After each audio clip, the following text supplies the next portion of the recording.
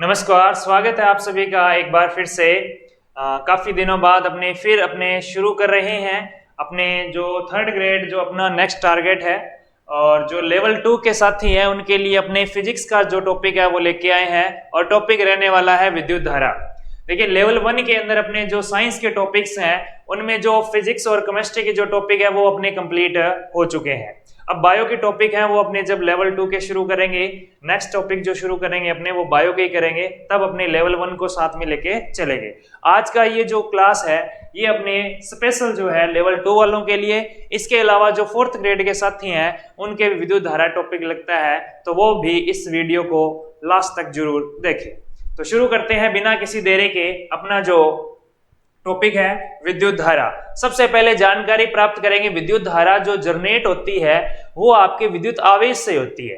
तो अपनी विद्युत धारा को शुरू करने के लिए सबसे पहले जिस बिंदु के बारे में चर्चा करनी पड़ेगी वो बिंदु अपना रहने वाला है क्या? विद्युत आवेश, या इसको इंग्लिश मीडियम के जो साथी देख रहे हैं वो बोलते होंगे इलेक्ट्रिक चार्ज।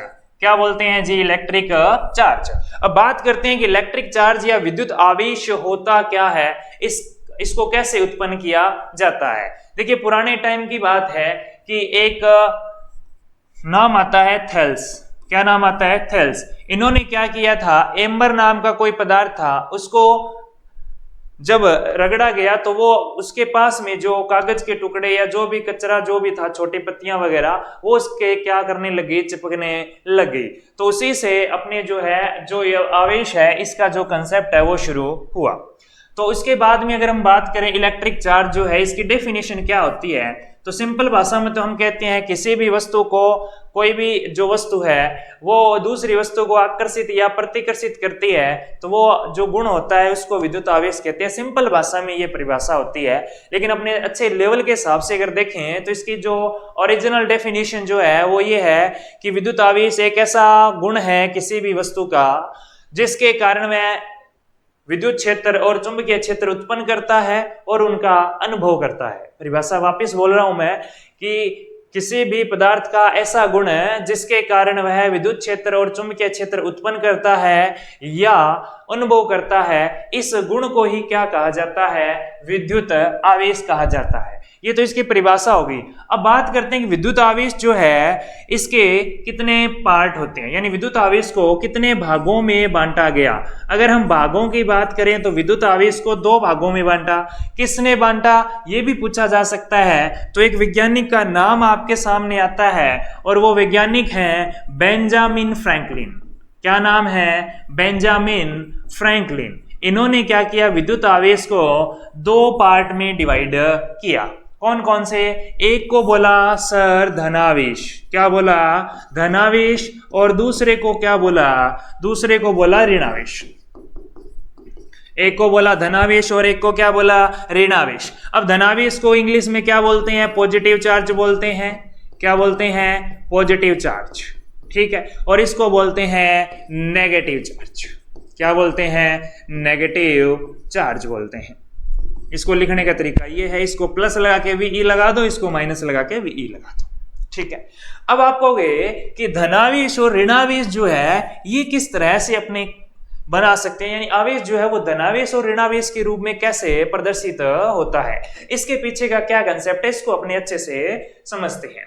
देखिए, इसके लिए अपने को क्या करना पड़ेगा, थोड़ा सा केमिस्ट्री का सहारा लेना पड़ेगा। अपने पढ़ा था परमाणु और अणु। क्या पढ़ा था? परमाणु और अणु जो टॉपिक था इसके अंदर अपने पढ़ा था कि जो आपके तत्व होते हैं उनके अंदर जितने नंबर ऑफ इलेक्ट्रॉन्स है उतने ही नंबर ऑफ क्या होते हैं? प्रोटॉन होते हैं। यानी इलेक्ट्रॉनों की संख्या प्रोटॉनों की संख्या के क्या होते हैं? बराबर होते हैं।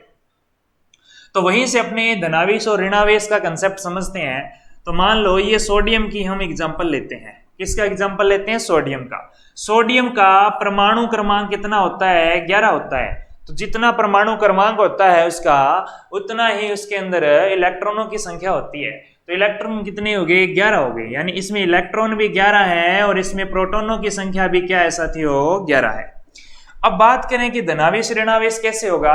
भाई इलेक्ट्रॉन जो है वो कैसे होते हैं? वो होते हैं नेगेटिव चार्ज, ऋणावेशित होते हैं। ये चीज अपने जानते हैं, पढ़ चुके हैं।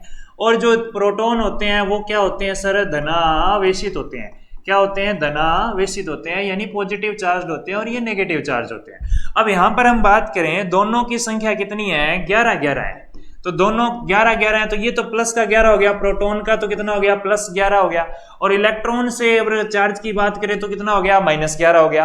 अगर इन दोनों का समेकित रूप से देखें, टोटल देखें साथियों, तो कितना बनेगा, आप कहोगे +11 -11 बराबर कितना आ जाएगा, 0। तो 0 आवेश हो गया। आवेश 0 नहीं होता है, 0 की जगह अपने क्या लिखते हैं, उदासीन लिखते हैं, यानी कि न्यूट्रल लिखते हैं। तो ये चार्ज कैसा है, न्यूट्रल है। अभी यहाँ पे कोई आवेश नहीं है, नहीं तो ये धनावेश है, नहीं ये ऋणावेश है। अब धनावेश ऋणावेश कैसे आएगा, अब यहाँ पे जो इलेक्ट्रॉन थे वो कितने हैं, इलेक्ट्रॉनों की संख्या भी 11, प्रोटॉनों की संख्या भी 11। अब सोडियम क्या करता है, एक इलेक्ट्रॉन त्याग देता है, एक इलेक्ट्रॉन क्या कर देता है, त्याग देता है, यानी डोनेट कर देता है। क्या कर देता है, डोनेट कर देता है। अब डोनेट कर देगा तो इसके पास में कितने इलेक्ट्रॉन बचे सर, 10 इलेक्ट्रॉन बचे। प्रोटॉन कितने हो गए जी, 11। प्रोटॉन तो दान में दे ही नहीं सकते अपने, तो प्रोटॉन कितने अपने पास में, प्रोटॉन अपने पास में कितने हैं, 11 है। ये कितने हैं, 11।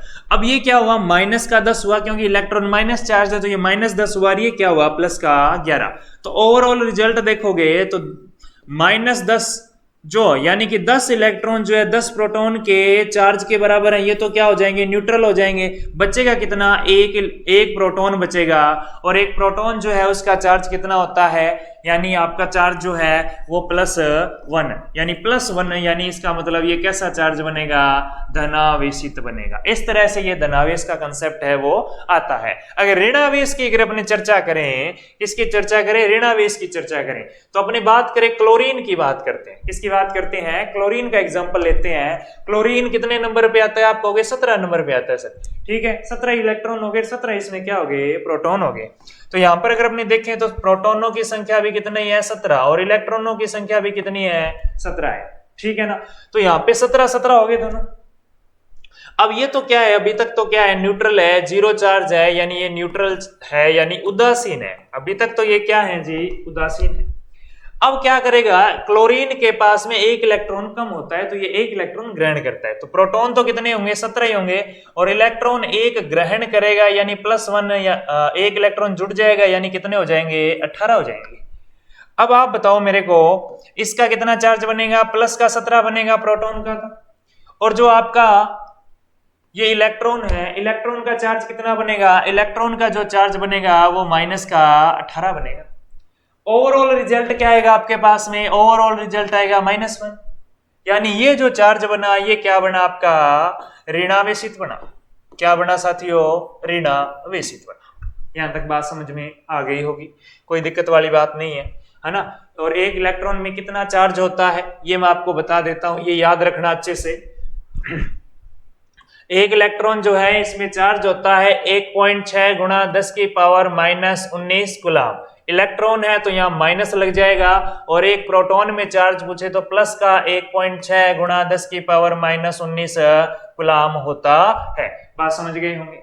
अब जितने इलेक्ट्रॉन जाएंगे उनके ऊपर डिपेंड करेगा कि इसके अंदर कितना आवेश है।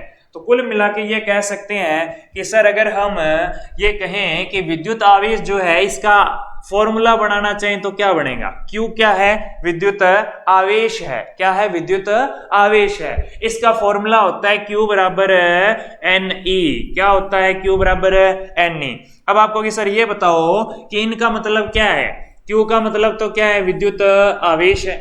N क्या है, N है संख्या, N क्या है संख्या, कितने में हो सकता है। E क्या है, इलेक्ट्रॉन, इलेक्ट्रॉन जो है आपके उसमें कितना आवेश होता है, एक इलेक्ट्रॉन में कितना आवेश होता है, यानी E का मान फिक्स कह सकते हो 1.6 गुणा 10 की पावर -19।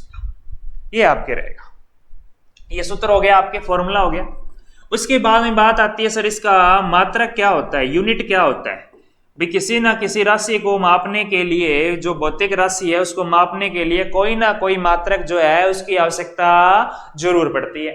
तो आवेश का जो मात्रक है वो क्या होता है, वो होता है कूलम।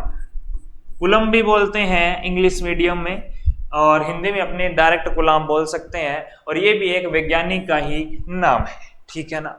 तो याद रख सकते हैं इसका मात्रक क्या है, कूलम है। अब यदि हम बात करें, एक सिंपल सा क्वेश्चन अगर आपको दिया जाए इस फॉर्मूले पर, तो आपसे बोला जाए कि 2 कूलाम आवेश जो है वो प्रवाहित करने के लिए इलेक्ट्रॉनों की संख्या कितनी होगी, ये क्वेश्चन है आपका। तो इस क्वेश्चन को अगर अपने सॉल्व करना है तो देखो कैसे करेंगे। क्वेश्चन क्या था अपना? क्वेश्चन था अपने पास में 2 कूलाम आवेश प्रवाहित करने के लिए कितने इलेक्ट्रॉनों की संख्या चाहिए होगी। तो देखो यहां पे अपने पास में है Q का मान कितना है, 2 कूलाम। N का मान संख्या अपने को निकालनी है। E का मान अपने पास फिक्स होता है, कितना होता है अभी बताया, 1.6 गुणा 10 की पावर -19। ठीक, अब क्या करना है, डायरेक्ट फॉर्मूला लगाओ आप। Q बराबर क्या होगा, Ne होगा। Q का मान कितना दिया हुआ है, 2 कूलाम, तो Q की जगह लिख दो 2। N का मान कितना दिया हुआ है, निकालना है, दिया नहीं है, इंटू E का मान फिक्स होता है, ये रहा आपके पास में 1.6 गुणा 10 की पावर -19। और यहां से अपने क्या करेंगे, ये जो संख्या है ये किसी भी जो आपका एचर राशि होती है, यानी जिसका वेरिएबल जो राशि होती है उसके साथ में मल्टीप्लाई नहीं होती है, यानी अल्फाबेट के साथ में गुणा नहीं होगी। तो इसलिए इस संख्या को क्या करेंगे, ये गुणा में इधर आके क्या हो जाएगी, ये भाग में आ जाएगी। तो आप कहोगे ये इसको लिख सकते हैं 2/1.6 गुणा 10 की पावर -19 और बराबर में क्या आ जाएगा, n आ जाएगा। आगे अगर अपने इसको सॉल्व करना है तो ये पॉइंट हटा दो, ऊपर कितना आ गया, 20 आ गया, तो अपने लिख सकते हैं 20/16। और ये जो पावर है ये माइनस में है, अगर इसको ऊपर लेके जाएं, यानी ये हर है, यानी डिनोमिनेटर है, इसको न्यूमरेटर बनाओगे यानी कि अंश बनाओगे तो ये प्लस में हो जाएगी, पावर क्या हो जाएगी, प्लस में। तो गुणा में 10 की पावर क्या हो जाएगी, प्लस का 19 हो जाएगा। 20 में 16 का क्या करना है, डिवाइड करना है, तो 1 पे गया आपके पास में, 4 बच जाएगा, पॉइंट लगाओगे 40 हो जाएगा, फिर 2 पे जाएगा 1.2 और इंटू में 10 की पावर 19। ये इतने इलेक्ट्रॉनों की आवश्यकता पड़ेगी इसके लिए 2 कूलाम आवेश के लिए, इसके लिए 2 कूलाम आवेश के लिए। कोई दिक्कत समस्या हो तो आप कमेंट बॉक्स के अंदर लिख सकते हैं, ठीक है ना। तो इस तरह के क्वेश्चन आ सकते हैं आपके, ठीक है। तो याद रखें, इसको इस तरह से अपने को सॉल्व करना है, डायरेक्ट फॉर्मूला लगाना है, जो चीजें दे रखी होती है वो पहले लिखनी है और फिर उसको क्या करना है, सॉल्व करना है, ठीक है। अब देखो आगे क्या आता है, जो विद्युत आवेश है इसके गुणधर्म आते हैं। जो विद्युत आवेश है इसके कुछ क्या होते हैं, गुणधर्म होते हैं। क्या होते हैं, गुणधर्म। गुणधर्म में पहला वही, आवेश कितने प्रकार का होता है, 2 प्रकार का होता है। एक तो होता है कौन सा, धनावेशित, और एक होता है ऋणावेशित, ठीक है। तो यहां पे सबसे पहली बात याद रखनी है, समान आवेश लिख दो, या समान प्रकृति का आवेश एक दूसरे को क्या करेगा, प्रतिकर्षित करेगा। क्या करेगा, एक दूसरे को प्रतिकर्षित करेगा। इसका मतलब ये हुआ कि आपके पास में धनावेश है या ऋणावेश है, समान प्रकृति है, यानी दोनों एक जैसे होने चाहिए। तो ये भी प्लस का है और ये भी क्या है, प्लस का है। ये माइनस का है, ये भी क्या है, माइनस का। यानी या तो ये दोनों हो या ये दोनों हो, तो ये एक दूसरे को रिपेल करेंगे, यानी कि क्या करेंगे, प्रतिकर्षित करेंगे। याद रख सकते हैं अपने।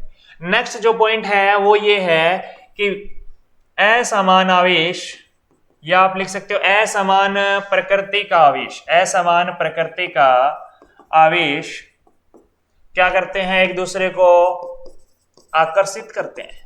एक दूसरे को क्या करते हैं, आकर्षित। जैसे इस डायग्राम में दिखा रखा आपको, एक धनावेशित है और एक क्या है, ऋणावेशित है। ये एक दूसरे को क्या करते हैं, अट्रैक्ट करते हैं, अपनी तरफ खींचते हैं। तो ये बात आपने याद रखनी है। समान प्रकृति का आवेश जो होता है वो प्रतिकर्षित करता है, और असमान प्रकृति का आवेश एक दूसरे को आकर्षित करता है। ये बात अपने विद्युत आवेश के बारे में पूरी होगी। सबसे पहले विद्युत आवेश की परिभाषा आपको बता दी, कंसेप्ट बता दिया।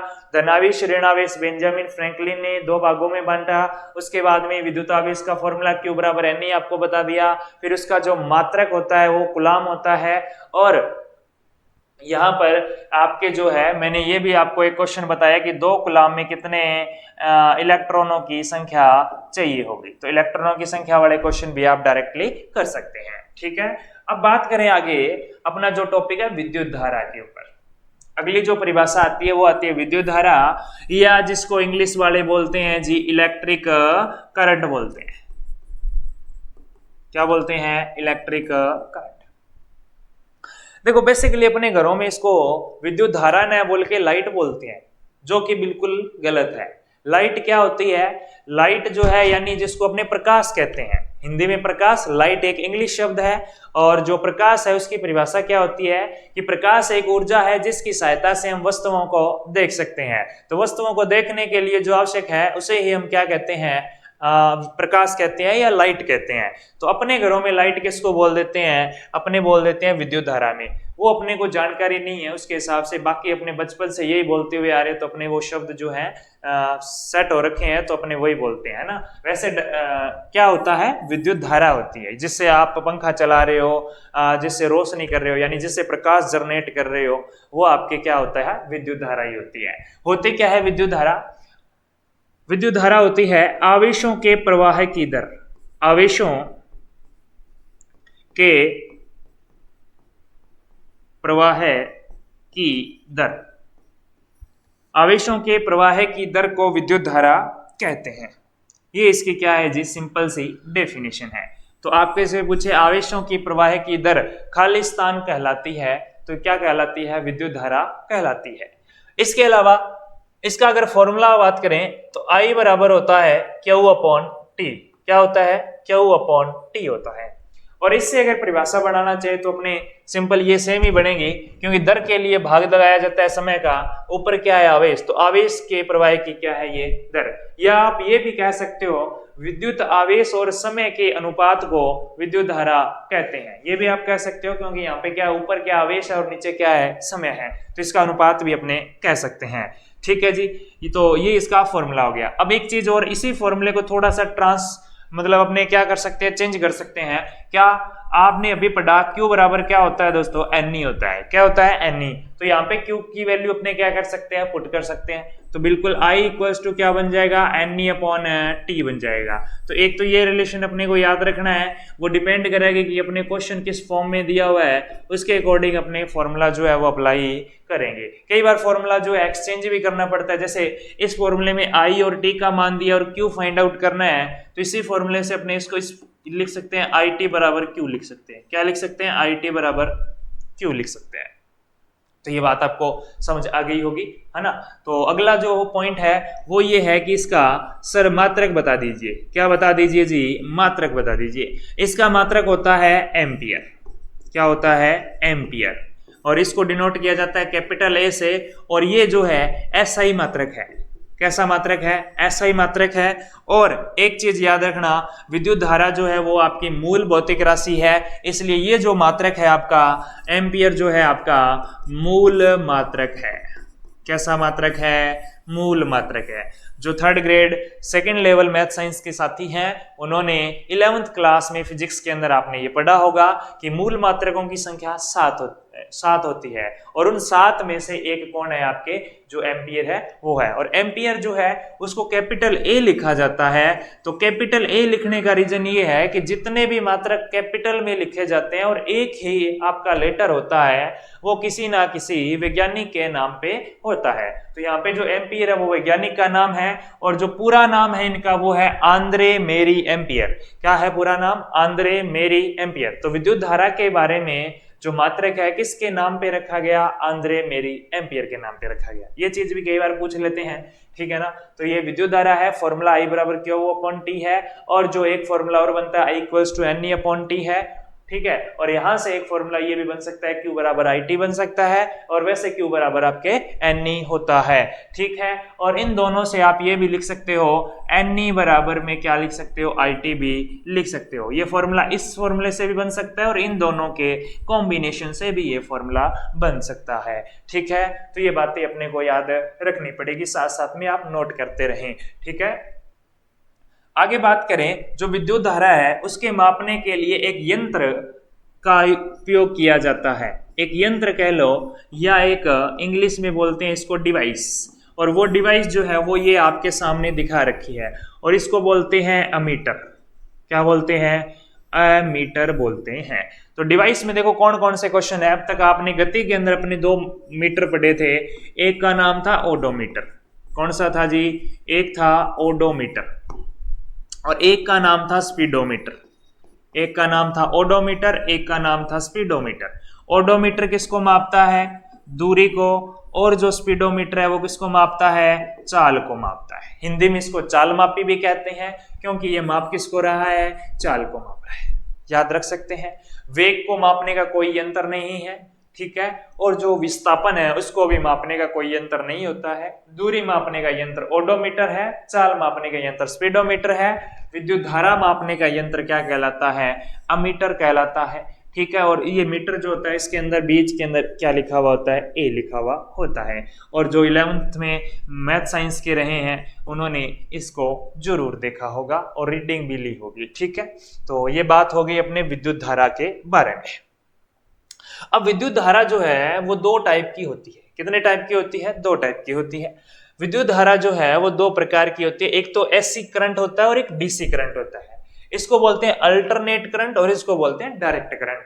और ये जो है हिंदी में इसको बोलते हैं प्रत्यावर्ती धारा। क्या बोलते हैं जी इसको? प्रत्यावर्ती धारा। प्रत्यावर्ती धारा बोलते हैं। और इसको बोलते हैं दिष्ट धारा। क्या बोलते हैं? दिष्ट धारा, ठीक है। ये हिंदी में नाम है। इंग्लिश में इनको क्या कहते हैं? इसको कहते हैं डायरेक्ट करंट। क्या बोलते हैं? Direct current. और इसको बोलते हैं अपने अल्टरनेट करंट। अल्टरनेट करंट बोलते हैं, ठीक है जी। एक अल्टरनेट करंट है और एक डायरेक्ट करंट है। अब इनमें अंतर क्या है? अंतर ये सिंपल सा है कि अल्टरनेट करंट जो है यानी प्रत्यावर्ती धारा वह धारा होती है जिसका मान और दिशा, और जो दिशा है वो क्या होती है? बदलती है, चेंज होती रहती है। यानी हर सेकंड बाद में इसका मान क्या हो जाएगा? चेंज हो जाएगा। और दिष्ट धारा या डायरेक्ट धारा वह है जिसका मान या दिशा समय के साथ में क्या नहीं होती? बदलती नहीं है, या कह सकते हो परिवर्तित नहीं होती है। या तो कह सकते हो बदलती नहीं है या परिवर्तित नहीं होती है। ये चीज अपने को याद रखनी है। प्रत्यावर्ती धारा जिसका मान और दिशा समय के साथ में बदलता है और दिष्ट धारा जिसका मान और दिशा समय के साथ में नहीं बदलता है। अब आप कहोगे इनके सोर्स कौन से हैं? और आप ये बताओ घरों के अंदर आने वाली जो करंट है यानी घरों के उपयोग के लिए जो विद्युत धारा उपयोग में ली जाती है वो धारा प्रत्यावर्ती धारा है या दिष्ट धारा है, ये आपको बताना है। तो आप क्या देखेंगे कि जो आपकी प्रत्यावर्ती धारा है ये घरों में उपभोग के लिए काम में आती है, ठीक है ना। अब एक चीज और, जैसे कई बार किसी को झटका लगता है, करंट लगता है, तो वो क्या करता है? ऐसे डांस से करता है, वो अपने आप नहीं करता है, क्योंकि वो करंट जो है एक बार उसका मान ज्यादा होता है, एक बार उसका मान कम होता है, इसलिए उसको वो झटके लगते हैं तब वो डांस करता है ना। डांस नहीं करता मतलब करंट लगने के कारण उसको झटके महसूस होते हैं, वो इसीलिए होता है। एक बार वो पकड़ता है, एक बार वो छोड़ता है। कहने का मतलब एक बार उसके विद्युत धारा टच होती है, एक बार ऑफ हो जाती है, ऑन हो जाती है, ऑफ हो जाती है। कैसे होता है ये? इस तरह से आप ग्राफ से समझो। एक बार तो वैल्यू अप होती है, एक बार वैल्यू डाउन होती है, फिर अप हो जाती है, फिर डाउन हो जाती है। इस तरह से ये ग्राफ चलता है। जबकि दिष्ट धारा का जो ग्राफ है वो आपके डायरेक्ट इस तरह से चलता है, यानी कंटिन्यूअसली वो करंट आपको प्रोवाइड करवाएगा। जबकि दिष्ट धारा जो है उसका ग्राफ ये रहता है, एक बार करंट हाई हो जाता है, फिर लो हो जाता है, फिर हाई हो जाता है और फिर लो हो जाता है। अब इसको आप फील भी कर सकते हो। घरों के अंदर जो भी आपके बल्ब लगे हुए हैं उनके ऊपर क्या करो आप, मोबाइल लेके उसका जो मोबाइल में कैमरा जो है, कैमरे को स्लो मोशन में करके उस लाइट की तरफ देखोगे तो वो आपको ब्लिंक करता हुआ दिखेगा। ये किस कारण दिख रहा है? क्योंकि वो करंट जो है कभी अप कभी क्या हो रहा है? डाउन। अब साधारण आंखों से ये नहीं दिखेगा क्योंकि ये इल्यूजन जो है अपनी छोटी आंख जो है उसके जो इतने माइक्रो सेकंड के अंदर नहीं देख सकती है, इसलिए साधारण आंखों से नहीं दिखेगा। आप स्लो मोशन के ऑप्शन से वो जो है ब्लिंक करता हुआ देख सकते हो। इसके अलावा एक चीज और, अपने घरों के अंदर आने वाली जो धारा है उसकी जो फ्रीक्वेंसी होती है, या आप कह सकते हो फ्रीक्वेंसी यानी आवर्ती कितनी होती है, और वो भी कहाँ पे, भारत के अंदर। भारत में इसकी जो होती है 50 हर्ट्ज होती है, आवर्ती कितनी होती है, 50 हर्ट्ज होती है। और जो दूसरे बड़े देश होते हैं, जैसे बड़े देशों की बात करें, अमेरिका, यूएसए वगैरह जो है ना, इसके अंदर होती है 60 हर्ट्ज। कितनी होती है, 60 हर्ट्ज। अब 50 हर्ट्ज का मतलब ये है कि 1 सेकंड के अंदर वो 50 बार ऊपर जाएगा, 50 बार नीचे जाएगा, यानी 1 सेकंड में 100 बार उसका मान बदलेगा। अगर आपसे प्रश्न पूछा जाए कि प्रत्यावर्ती धारा 1 सेकंड में कितनी बार अपने मान या दिशा को परिवर्तित करती है, तो आपका आंसर रहेगा 100 बार। जबकि ये पूछे कितनी बार ऊपर जाती है, तो 50 बार, कितनी बार नीचे जाती है, तो 50 बार, टोटल हो गया 100 बार। याद रखें, भारत में कितनी आवृत्ति है, 50 हर्ट्ज, अमेरिका में कितनी है, 60 हर्ट्ज है। अगर आपसे वोल्टेज पूछे, घरों में आने वाले करंट की वोल्टेज पूछे, वोल्टेज अभी पढ़ेंगे अपने, विभवांतर क्या होता है, तो वोल्टेज होती है घरों में जो करंट आता है उसका 220 वोल्ट। कितना होता है, 220 वोल्ट का। ठीक है, तो ये बात आपको समझ आ गई होगी, नोट कर सकते हो, स्क्रीनशॉट इसका आप ले सकते हो। ठीक है, तो नेक्स्ट अपने बात करें। अब विद्युत धारा जो है उसको अगर फ्लो करवाना है तो आपको क्या चाहिए होगा, विद्युत परिपथ चाहिए होगा, इलेक्ट्रिक सर्किट चाहिए होगा। अब बात करते हैं अपने इलेक्ट्रिक सर्किट की। ये आपके सामने एक छोटा सा डायग्राम दिख रहा है, और इस डायग्राम के अंदर क्या दिखा रखा है, एक तो आपको सेल दिखा रखा है, एक आपको एक बल्ब दिखा रखा है, और इसके साथ में इसके अलावा इसमें कुछ नहीं है। आप यहाँ पे स्विच भी जोड़ सकते हो, अमीटर वोल्टमीटर भी जोड़ सकते हो। तो यहाँ पे क्या है, इसका ये धनावेशित है, ऋणावेशित है, इसको एक साइड से इधर से जोड़ दिया और इसको इस साइड से जोड़ दिया। तो ये जो विद्युत परिपथ है, इसकी परिभाषा क्या होती है कि किसी भी धारा के बंद पथ को, धारा के बंद पथ को, जिसमें धारा जो है वो गमन करती है, उस पथ को ही क्या कहते हैं, विद्युत परिपथ कहते हैं। तो ये सिंपल सा हो गया। विद्युत परिपथ के अंदर बहुत सारी डिवाइसेस जो है वो जुड़ी रहती है।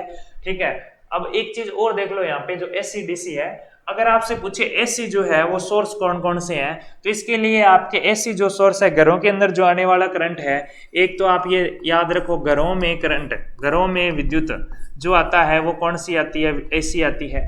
इसके अलावा आपके एसी जनरेटर जो होते हैं, एसी जनरेटर, वो भी आपके कौन सी धारा जनरेट करते हैं, अल्टरनेट करंट, प्रत्यावर्ती धारा जनरेट करते हैं। अगर डीसी पूछे तो आपको, अगर पूछे तो ये बैटरी जो है वो कौन सा करंट प्रोवाइड करवाएगी, आपको डीसी करंट ही प्रोवाइड करवाती है। इसके अलावा डीसी जो जनरेटर है वो भी आपको डीसी करंट जनरेट करते हैं। ठीक है ना, ये चीज आप याद रख सकते हो। वैसे कन्वर्टर लगा होता है, वो कन्वर्ट कर देता है एसी टू डीसी या डीसी टू एसी, जैसे भी आपकी नीड होती है, जैसे भी आपकी रिक्वायरमेंट होती है। ठीक है जी, अब बात करते हैं नेक्स्ट। घरों में ऐसे भी कुछ डिवाइसेज होती है जो एसी पे नहीं चलती है, डीसी पे चलती है, उनके अंदर कुछ कन्वर्टर वगैरह लगा होता है। ठीक है ना, विद्युत परिपथ हमने देख ही लिया है। आगे है विद्युत विभवांतर, आगे है विद्युत विभवांतर। अब ये विद्युत विभवांतर क्या होता है, इसको अपने को अच्छे से समझना है। इसको समझने के लिए एक छोटी सी बात और देखनी पड़ेगी आपको। क्या देखनी पड़ेगी, देखो, ये आपके पास में मान लो कोई आवेश है, ये जो मैंने पॉइंट बनाया है ये आपका आवेश है। अब इस आवेश के चारों ओर एक ऐसा क्षेत्र क्रिएट होगा जिसके अंदर दूसरा आवेश आएगा, तो या तो वो आकर्षित होगा या वो प्रतिकर्षित होगा। जैसे मान लो ये धनावेशित है, ये क्या है, धनावेशित है, तो इधर से अपने क्या लेके आए, माइनस का चार्ज लेके आए। ये तो धनावेशित है, और इधर से अपने क्या लेके आए, माइनस का चार्ज लेके आए। अब ये माइनस का चार्ज इसके पास आएगा तो एक ऐसा एरिया इसके चारों ओर क्रिएट हो जाएगा जिसके अंदर ये आते ही इसको ये खींचने लग जाएगा, यानी आकर्षित करने लग जाएगा। तो किसी आवेश के चारों ओर एक ऐसा क्षेत्र जिसके अंदर वह दूसरे आवेश को लाने पर आकर्षण या प्रतिकर्षण बल का अनुभव हो, तो उस क्षेत्र को ही विद्युत क्षेत्र कहते हैं। बात समझ में आ गई होगी। किसी आवेश के चारों ओर का वह क्षेत्र जिसमें किसी अन्य आवेश को लाने पर आकर्षण या प्रतिकर्षण बल अनुभव हो, तो उस क्षेत्र को ही क्या कहते हैं, विद्युत क्षेत्र कहते हैं। उसको क्या कहते हैं, विद्युत क्षेत्र कहते हैं। क्या कहते हैं, विद्युत क्षेत्र। अब आपने 10th क्लास में जब आप थे तो बचपन में दो चीजें पढ़ी होगी, एक तो विद्युत विभवांतर होता है और एक विद्युत क्या होता है, विभव होता है। एक विभवांतर होता है और एक क्या होता है, विभव होता है।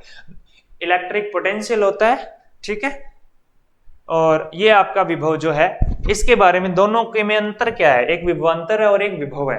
अंतर क्या है कि एक के अंदर तो क्या करेंगे, अपने ये कहते हैं किसी आवेश को अनंत से, कहां से लेके आ रहे हैं, अनंत से, किसी आवेश को, यहां पे कोई आवेश है, अनंत से विद्युत क्षेत्र के अंदर किसी बिंदु तक लाने में किया गया कार्य विद्युत विभव कहलाता है।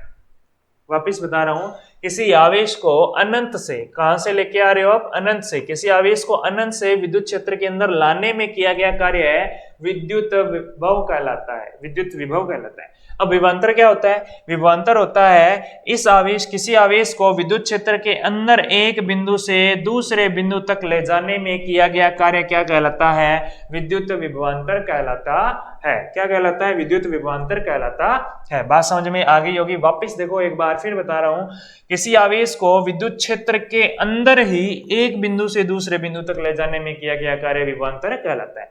अनंत से लाने में किया गया कार्य तो विभव है, और विद्युत क्षेत्र के अंदर ही एक बिंदु से दूसरे बिंदु तक ले जाने में किया गया कार्य है विभवांतर है। अब विभवांतर के फॉर्मूले की अगर अपने चर्चा करें तो होता है V बराबर W बटे Q। अब ये क्या होता है, V विभवांतर हो गया, W कार्य हो गया, और Q आपका आवेश है, Q आपका आवेश है।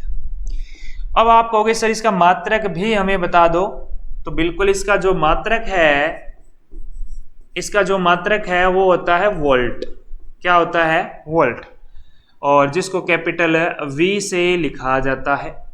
वोल्ट भी एक साइंटिस्ट का नाम है, ठीक है ना, उनके नाम पे ही रखा गया है। अब यहां से इस फॉर्मूले को थोड़ा ट्रांसफॉर्म भी कर सकते हैं। अगर अपने को W निकालना है, VQ दिया है, तो इस फॉर्मूले से आप निकाल सकते हो, कोई दिक्कत वाली बात नहीं है, ठीक है। अब यहाँ पे आपसे दो परिभाषाएं पूछी जाती है, क्या, एक तो 1 एम्पियर की पूछी जाती है और एक 1 वोल्ट की पूछी जाती है। पहले मैं एम्पियर के साथ में पढ़ा सकता था, लेकिन अपने को क्या करना है, दोनों को थोड़ा रिलेट करके पढ़ना है ताकि याद हो जाए।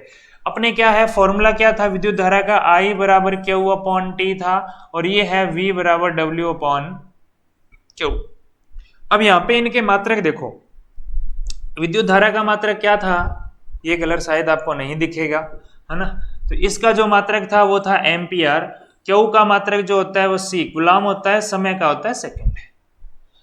और नीचे वाले फॉर्मूले में बात करें तो विभवांतर का वोल्ट होता है, कार्य का जूल होता है, और आवेश का कूलाम होता है। तो इनकी परिभाषाएं क्या बनेगी, ध्यान से समझ लेना, याद करने की जरूरत नहीं है, आपको रटना नहीं है बिल्कुल भी। किसी आवेश को आप क्या कहोगे, एक कूलाम आवेश को 1 सेकंड तक प्रवाहित किया जाता है, तो विद्युत धारा का मान कितना होगा, 1 एम्पियर होगा। या फिर इसको थोड़ा सा अगर बदलने हैं, अपने थोड़ा और इजी बनाए, तो ये कह सकते हो, यदि 1 सेकंड में किसी तार में 1 कूलाम आवेश प्रवाहित होता है, यदि 1 सेकंड में किसी तार में 1 कूलाम आवेश प्रवाहित होता है, तो विद्युत धारा का मान 1 एम्पियर होगा। याद रख सकते हैं हमने, कोई दिक्कत वाली बात नहीं है। ऐसे ही अपने वोल्टेज की डेफिनेशन बनाएंगे, क्या बनाएंगे, V बराबर W बटे Q। यहाँ जूल है, यहाँ कूलाम है, और यहाँ वोल्ट है। क्या कहोगे, एक कूलाम आवेश को, ये एक बिंदु है और ये आपका दूसरा बिंदु हो गया, एक कूलाम आवेश को एक बिंदु से दूसरे बिंदु तक ले जाने में किया गया कार्य है, यदि 1 जूल हो, एक कूलाम आवेश को एक बिंदु से दूसरे बिंदु तक ले जाने में किया गया कार्य 1 जूल हो, तो विभवांतर का मान 1 वोल्ट होगा। ये इसकी डेफिनेशन है। इसमें तो क्या था, 1 सेकंड में 1 कूलाम आवेश प्रवाहित होता है, तो धारा का मान 1 एम्पियर होता है। इसमें कहते हैं 1 कूलाम आवेश को एक बिंदु से दूसरे बिंदु तक ले जाने में किया गया कार्य 1 जूल हो, तो विभवांतर का मान 1 वोल्ट होगा। ये सिंपल सी इसकी डेफिनेशन है। तो ये आप समझ गए होंगे विद्युत विभवांतर क्या होता है, विद्युत धारा क्या होती है, और विद्युत आवेश क्या होता है। बेसिक जो कंसेप्ट है वो सारा मैंने आपको समझा दिया है। अब विद्युत धारा और विभवांतर में कोई संबंध स्थापित करने वाला बंदा जो आएगा, सबसे पहले जो व्यक्ति आएगा, उस व्यक्ति का नाम है ओम। क्या नाम है, ओम। तो अपने अगला जो वीडियो आएगा उसमें अपने क्या पढ़ेंगे, ओम का नियम पढ़ेंगे। सबसे पहले क्या पढ़ेंगे, ओम का नियम पढ़ेंगे। ओम के नियम से अपने पास में प्रतिरोध का कंसेप्ट आता है, वहीं से प्रतिरोधकता बनती है, और प्रतिरोधकता जो है उस पर बहुत अच्छे अच्छे प्रश्न जो है देखने को मिलते हैं, ठीक है ना, वो अपने पढ़ेंगे। तो ये सारी चर्चाएं जो अभी अपने मैंने बताया जो टॉपिक्स, वो अपनी अगली वीडियो में करेंगे। आज की वीडियो को अपने एंड करते हैं, यहीं मिलेंगे अपने नेक्स्ट वीडियो में। तब तक के लिए bye bye, take care, thank you.